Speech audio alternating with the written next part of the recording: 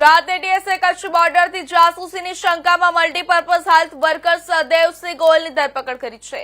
એક પીએસઆઈને લીડ મળી હતી કે તે બીએસએફ અને નેવીની માહિતી પાકિસ્તાનને મોકલતો હતો। બાદમાં સ્પેશિયલ ટીમ બનાવીને તેને ઝડપી લેવાયો હતો।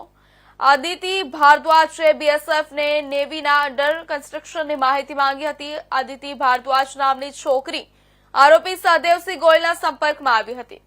તેને આરોપી પાસેથી બીએસએફ અને નેવીના અંડર કન્સ્ટ્રક્શનની માહિતી માંગી હતી।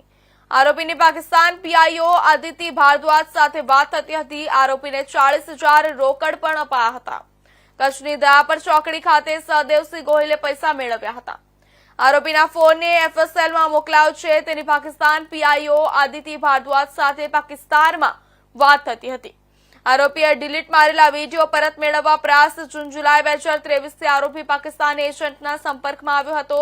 તે વોટ્સએપથી કોન્ટેક્ટમાં આવ્યા હતા। પાકિસ્તાની એજન્ટ પાસે આવા સંવેદનશીલ લોકોના કોન્ટેક્ટ લિસ્ટ હોય છે જેમાં તેઓ સંપર્ક કરે છે, જેમાંથી કેટલાક ટ્રેપમાં આવી જાય છે। વોટ્સએપમાં ઇન્ડિયન નંબર વાપરવામાં આવતો હતો। તપાસમાં સામે આવ્યું છે કે આરોપીએ કેટલાક વિડીયો ડિલીટ મારી દીધા છે। તેને પરત મેળવવા કાર્યવાહી ચાલુ છે।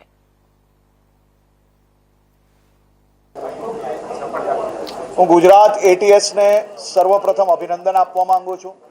ગુજરાત એટીએસ એ દેશનું એક લીડિંગ ટેરરિઝમ સ્ક્વોડ જે ટેરરિઝમની સામે લડી રહ્યું છે એમાંનું એક સ્ક્વોડ છે અને ગુજરાત એટીએસ દ્વારા પ્રોએક્ટિવલી પોલીસિંગમાં એક ખૂબ જ મહત્વપૂર્ણ સફળતા પ્રાપ્ત કરી છે।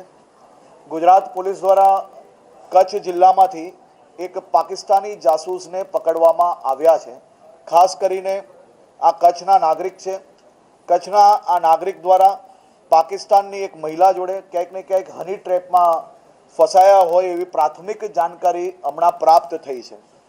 આ વ્યક્તિ દ્વારા પાકિસ્તાનની આ મહિલાને ખાસ કરીને આપણા ખૂબ જ મહત્વપૂર્ણ નેવી તેમજ બીએસએફના જે અલગ અલગ એસ્ટાબ્લિશમેન્ટ છે તેની માહિતી, તેના ફોટાઓ પહોંચાડવાનો પ્રયાસ કરવામાં આવ્યો હતો।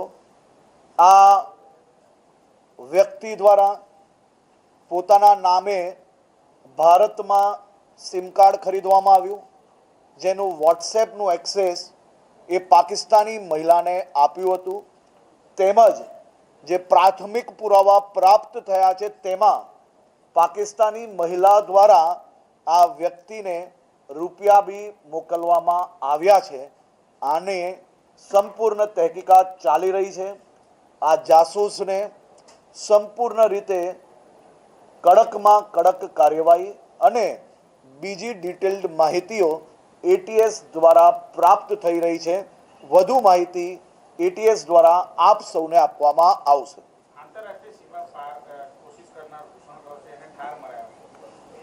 ખાસ કરીને એ બીએસએફ અને જે કંઈ મેટર જ્યારે બોર્ડરની હોય એમાં હું હાલમાં કોઈ બી ટિપ્પણી આપવામાં નથી માંગતો અને એની જે કંઈ ડિટેલ્ડ હશે તમને બીએસએફ દ્વારા આપવામાં આવશે। બનાસકાંઠામાં કોરોનાની એન્ટ્રી થઈ છે। પાલનપુરમાં એક દર્દીને